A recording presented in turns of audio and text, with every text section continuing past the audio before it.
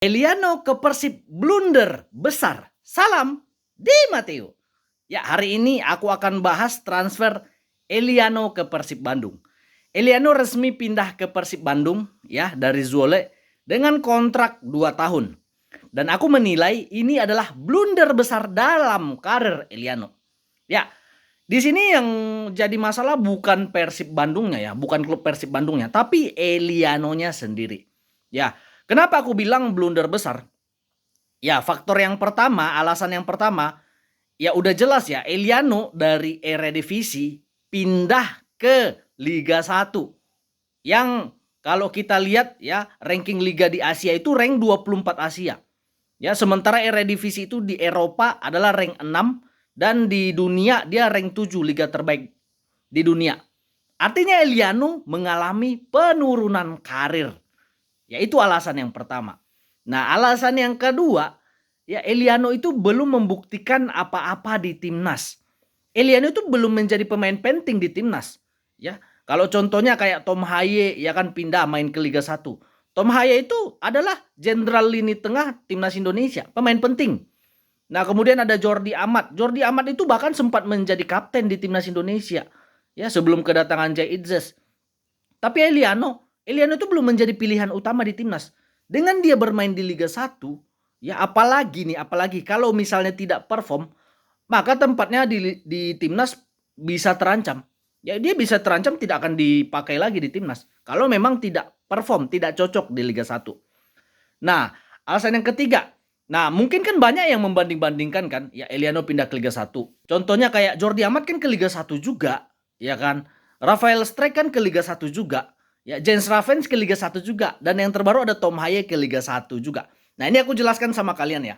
Nah, kalau kita bandingkan dengan Tom Haye dan juga Jordi Amat. Nah, Tom Haye dan Jordi Amat ini dua pemain yang udah kenyang di Liga Eropa.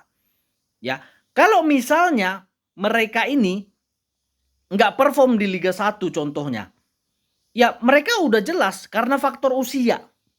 Nah, kalau mau dipaksa pun bertahan di Eropa, faktor usia nggak laku.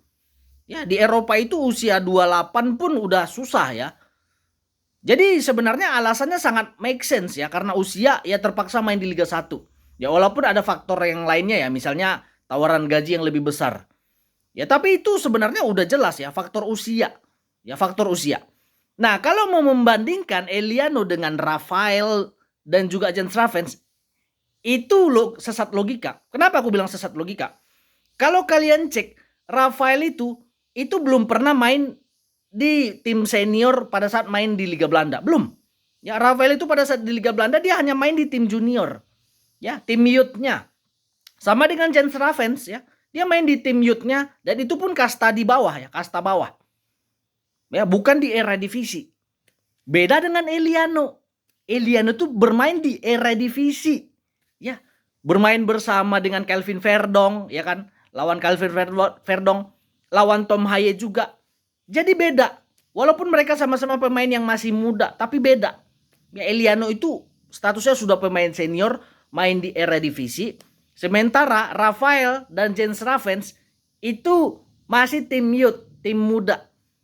Ya, jadi kalau misalkan Jens Ravens dan Rafael itu pindah ke Liga 1, ya bisa dibilang misalnya mereka tidak mampu tembus di tim utama Eredivisie. Ya alasannya masih make sense. Ya, sementara kalau Eliano dia sudah bermain di kasta tertinggi, level tertinggi Liga Belanda. Nah, kalau kita lihat ya, regulasi Liga 1 2017 ada istilah marquee player. Marquee player itu adalah pemain asing di Liga 1 ya, yang syarat untuk bermainnya adalah dia bisa bermain di Liga 1 dengan syarat dia pernah main di 3 Piala Dunia terakhir. Dan dia adalah pemain yang pernah bermain di 10 Liga Eropa, terbaik Eropa. Nah, ada Bundesliga, ada Serie A, ada Liga Inggris, termasuk Eredivisie. Artinya kalau pakai regulasi Liga 1 2017, Eliano ini adalah marquee player. Nah, marquee player ini tekanannya besar. Ya kalau kita lihat ya, marquee player tersukses di Liga 1 2017 itu adalah Peter Odemwingie. striker asal Nigeria yang main di Madura United. Ya, 23 pertandingan cetak 15 gol. Dan dia itu berakhir kontraknya lebih cepat karena cedera sebenarnya. Kalau dia fit sampai akhir musim, aku yakin ya dia bisa menjadi pesaing Silvano Convalius ya untuk top skor Liga 1. Nah, Eliano itu posisinya hampir sama dengan Peter Odemwingie ya. Wing forward ya, penyerang sayap. Kalau Eliano tidak bisa cetak lebih dari 10 gol musim ini, artinya Eliano adalah pemain yang gagal. Kenapa? Karena statusnya marquee player, pemain bintang yang pernah main di liga tertinggi Belanda. Makanya ya dari analisa itu aku merasa Eliano ke Persib itu adalah blunder besar. Dan aku berharap ya analisaku ini tidak terjadi ya. Eliano bisa perform di Persib. Ya bahkan kalau bisa dia jadi top assist atau top skor supaya karirnya di timnas bagus dan karir sepak bolanya juga selamat. Ya, mudah-mudahan yang terbaik buat Eliano dan Persib Bandung. Salam Di Matteo.